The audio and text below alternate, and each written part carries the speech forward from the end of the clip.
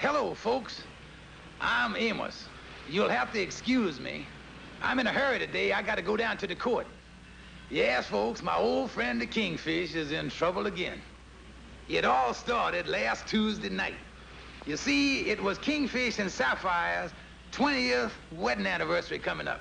So after supper, Sapphire decided to do a little gentle hinting. Here comes the bride, all dressed in white. Here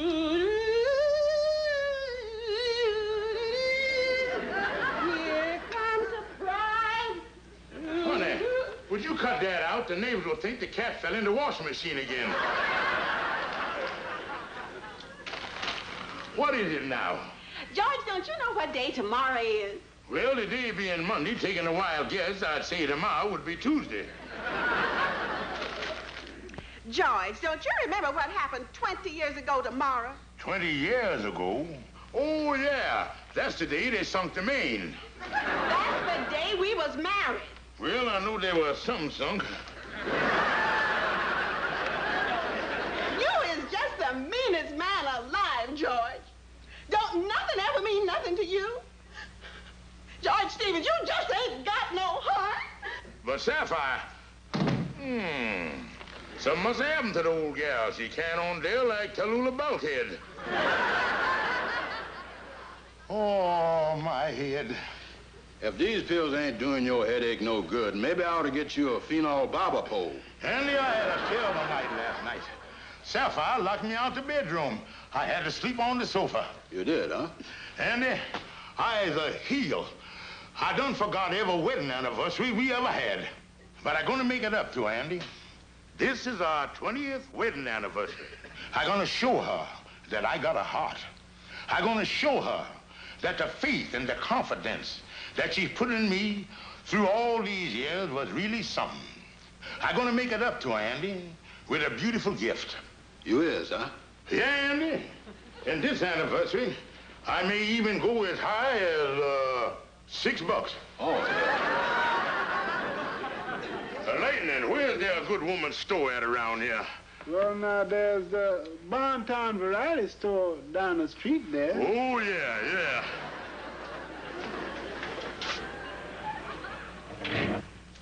Never miss it.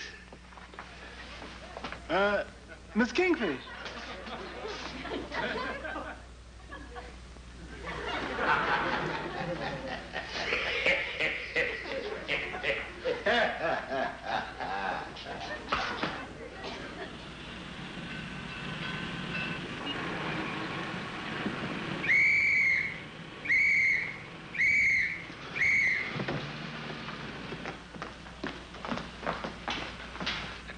Spotted us. We're sitting ducks if we're caught here now. Where's the gun? In here. What'll we do? Out the back way.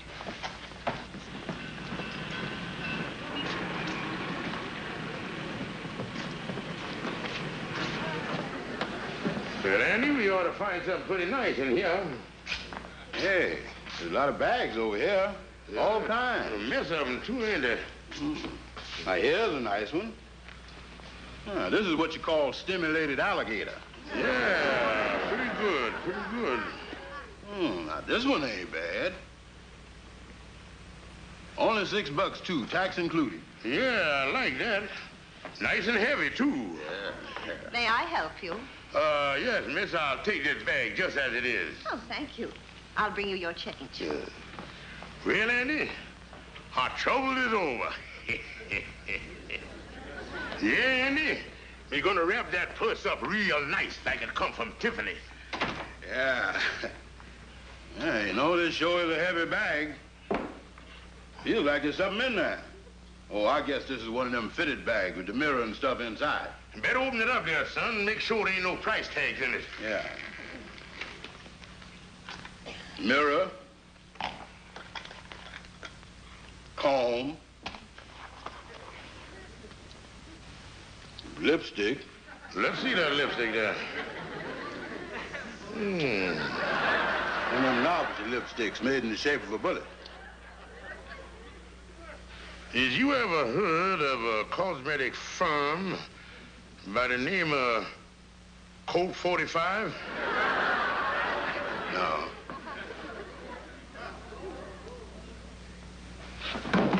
Holy smokes, a pistol. Yes, he's full of them Colt 45 lipsticks. Wait, Andy. No use in getting panicky here until we make sure of our ground. This thing is probably one of them there cigarette lighters they make in the shape of a gun. And they done put it in the purse there and added inducements. Oh, yeah, that's what it is. A cigarette lighter. Yeah, oh, yes. Sure, Andy. And in order to make the thing work, all you gotta do is press the trigger like this.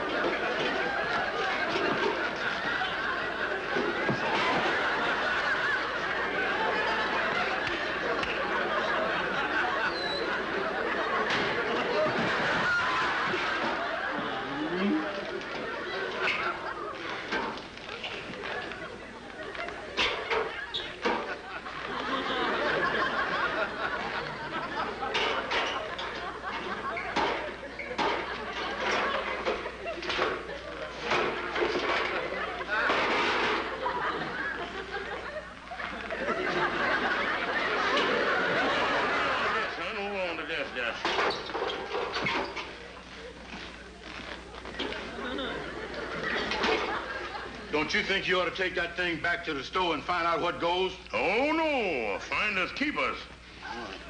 You know, Andy, I just thinking, I could take that thing over to the pawn shop. The hockabilities of this thing is unlimited. Yeah. Something like that ought to bring 30 or 40 bucks. Now, careful that Kingfish. Yeah, after supper, I think I'll run over to one of the pawn shops. Yeah, but be careful with the gun, Kingfish. I think it's against the antitrust laws to carry a gun in New York. Don't worry about me, son. Come along, Kingfish, ride it again. Yeah, Andy, with 30 or 40 bucks, I could buy Sapphire a real nice present instead of this crummy purse.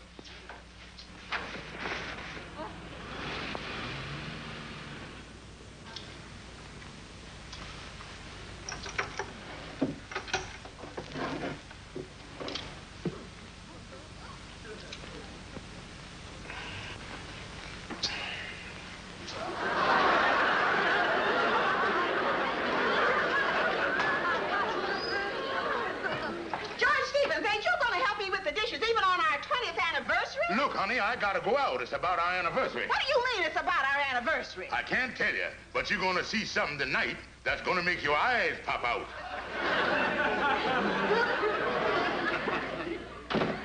Good heavens.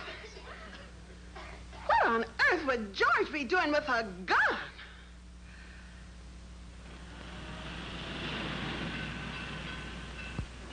I don't care what you say, Frank. I'm going to close up if you can't come over here. I'm not going to stay here alone. There's been too many robberies in the neighborhood lately to suit me. Why, just last night they tried to break into the Lamont dress shop. All right. I'll be right home.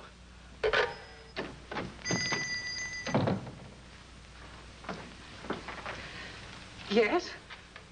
What is it? Look, madam, I got a gun here, and I want some money. Wait a minute here. Madam, what's wrong? Well, of all things.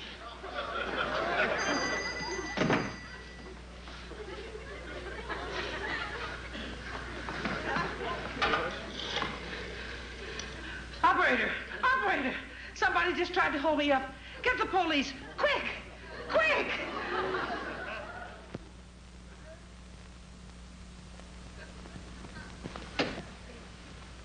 Hello there, Andy. Come on in. Morning, Kingfish. What's new in the paper? Oh, not a thing, Andy, not a thing. How'd you make out with the gun last night? Not so good, Andy. I still got the thing home in my drawer. Sapphire's still mad at me, too. Wouldn't even speak to me this morning. Oh, that's where it goes, all right. I see we had a little excitement around here last night, right here in our neighborhood, too. That's so? Yeah, over at Anderson's pawn shop. Some fella tried to hold it up. That's a funny coincidence. I was in Anderson pawn shop myself last night. I hope they get the dirty crook. It says, yeah, when the assailant pulled the gun on the proprietor, Miss Anderson, she fainted. She fainted when I was in there, too. She must do that a lot. Oh, but I think they're going to catch the fellow all right. They got a good description of it right here.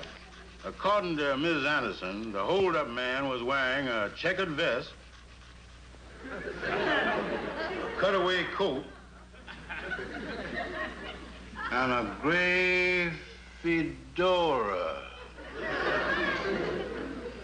Andy, holy smoke. They think I was the one who robbed the pawn shop. Why don't you call them up and tell them they done made a mistake? Tell them you found the gun in the purse. Yeah, that's the thing to do, all right. Operator, give me the police. Is you out of your head, stupid? You think they're gonna believe a cockeyed bull story like that? The next thing I know, I'll be up the river, sitting in sanitary confinement.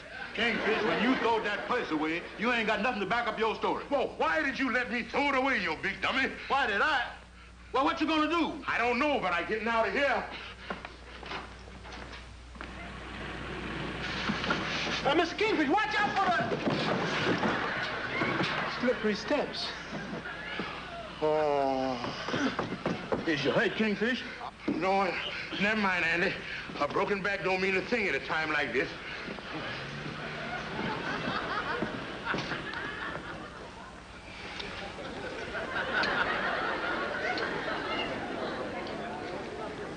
You better have another cup of coffee, Kingfish. You shaking something awful. Andy, what in the world is I going to do? This is the worst thing that ever happened. Will you pass me the sugar, please? Thank you. With that description they got of you, they're bound to pick you up sooner or later. Andy, what is I going to do? When Sapphire finds this out, you're going to break her heart. Oh, why did this have to happen on our 20th anniversary? Will you pass the ketchup, please? Thank you. But, Andy, I know the first thing I got to do is change these clothes, then find some way to hide out. Can I get you another cup of coffee, Mrs. Anderson? No, thank you. What's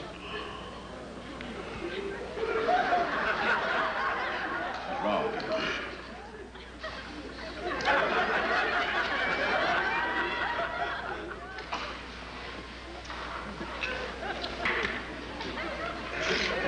Check, please. Hey, you. Who, me? Yeah, you. Oh, what is it? You got a match? He wants a match.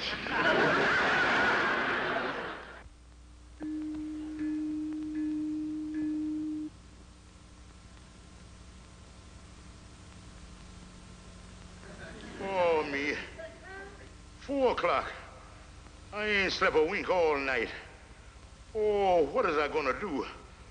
The police is after me. They'll never believe I is innocent. I'm gonna have to run away.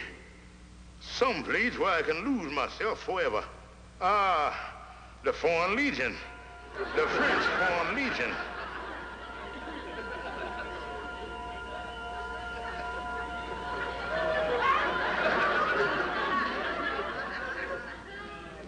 Oh, no. I is allergic to camels. I could be a beachcomber.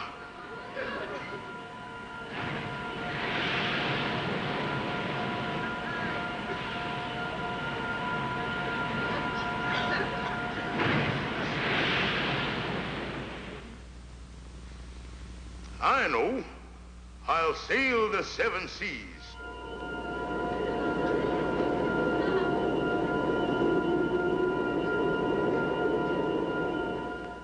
But I ain't got the money for the boat fare.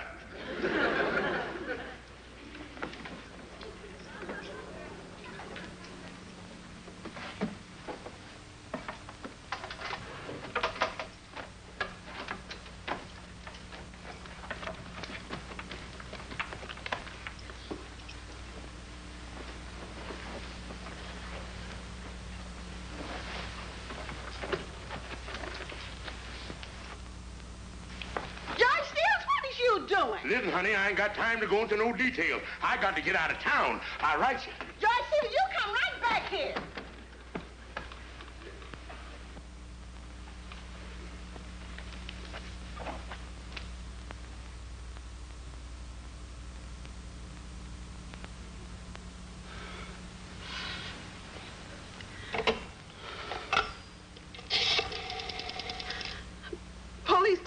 please.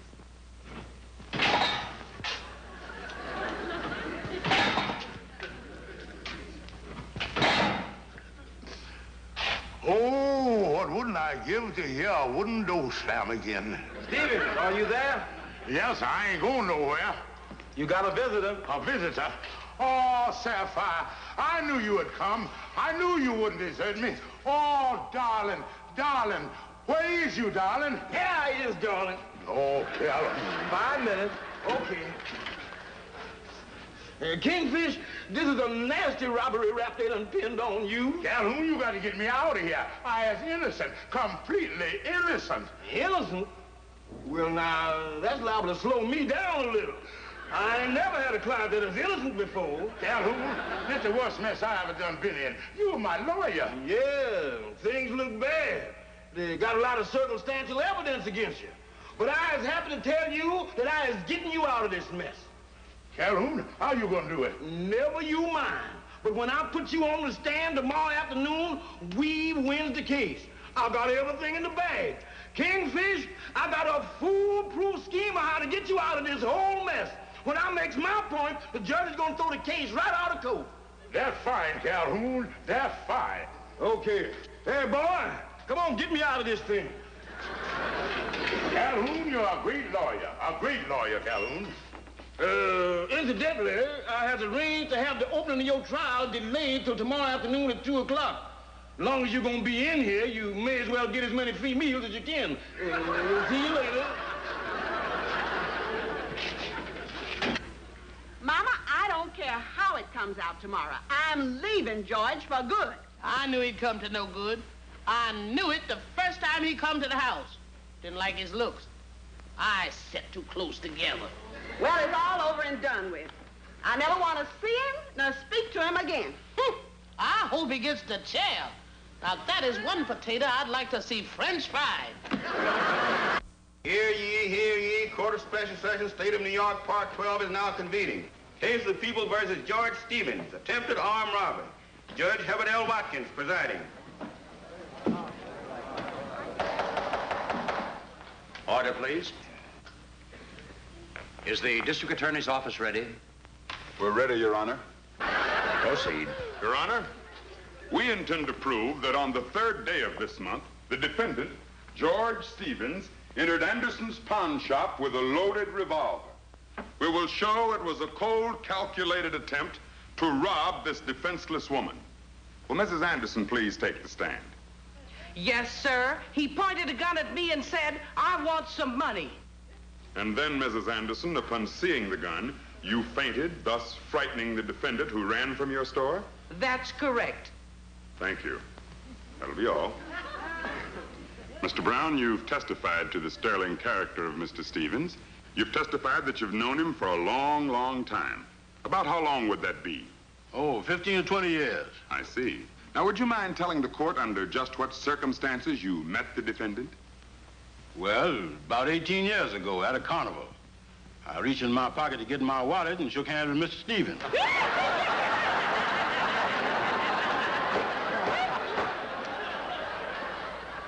Oh, it ain't like it sounds, mister. I found out later that collecting wallets was just a hobby of his.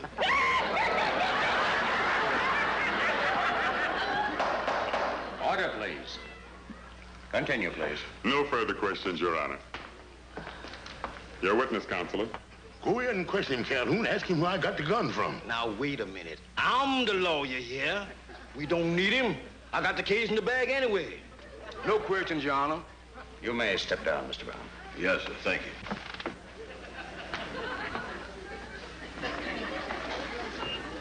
Your Honor, as counsel for the defense, I emphatically denies the accusations of the prosecutor. I intend to prove that my client entered Anderson's pawn shop for the most innocent of reasons, and that robbery was furthest from the mind of this innocent man. Your Honor, as my first witness, I would like to call to the stand the defendant, George Kingfish Stevens. Step up there, bud.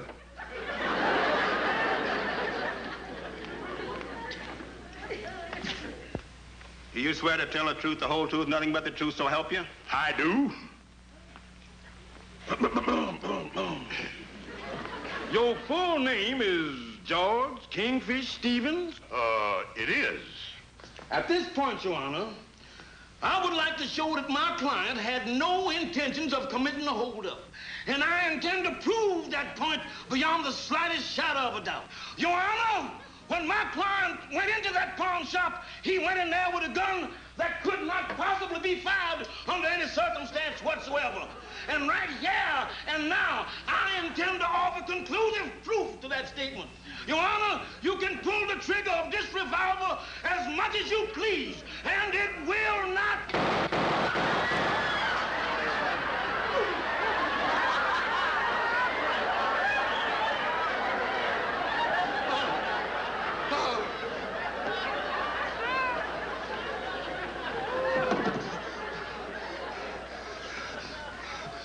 Your Honor, I would like to ask the court's permission to resign from the case. Bailiff, remove the counselor for the defense from this courtroom. Mr. Stevens, in the interests of justice, there are a few questions I would like to ask you. You say you found this gun. Where did you find it? Well, Your Honor, that's what I've been trying to say. I bought the purse for my wife's anniversary, and the gun was in the purse. So I recited that I'd hock the thing so I could buy my wife a real nice present. Your Honor, this is obviously a trumped-up and ridiculous story. You're out of order.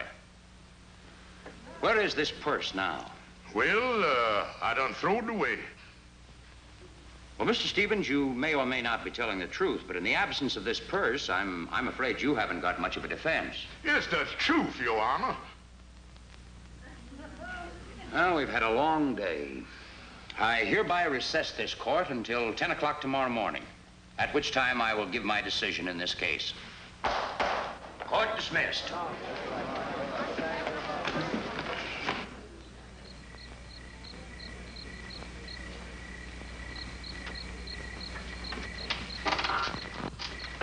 Yeah, Amos. And then the judge said, in the absence of the purse, Mr. Stevens, I'm afraid you ain't got much of a defense.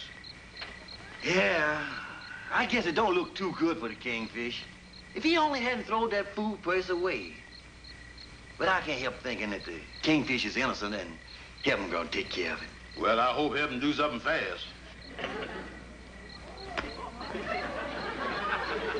What'd you do that for? What did I do what? Conk me on the top of the head with your fist. And I didn't conk you on the head with my fist. Well, somebody done conk me, and there ain't nobody here but us two. Oh, don't be silly, Annie. It's only a figment of your imagination. Yeah, I guess that's right. Now you done it again. Cut it out. And I didn't do nothing. This is a fine time to be playing games when the Kingfish is about to go to jail just because he throwed away a purse. Holy smoke, a purse. Amos, that's the purse the Kingfish throwed away. Amos, that heaven sure gives service. Come on. And so from the contents of this bag, it appears that Mr. Stevens was telling the truth. This bag belonged to a woman who at the present time is in the custody of the law and has confessed to disposing of the bag with a gun in it. Yes, sir, Your Honor, the gun was in there. This establishes and proves your innocence of the robbery charge, Mr. Stevens.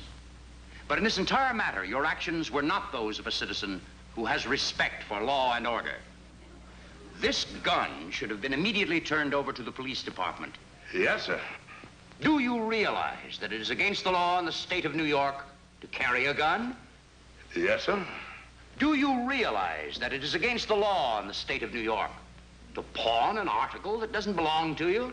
Yes, sir. I am going to dismiss this case. But tell me one thing, Stevens. If you should ever find a gun like this again, what would you do? Pawn it in New Jersey.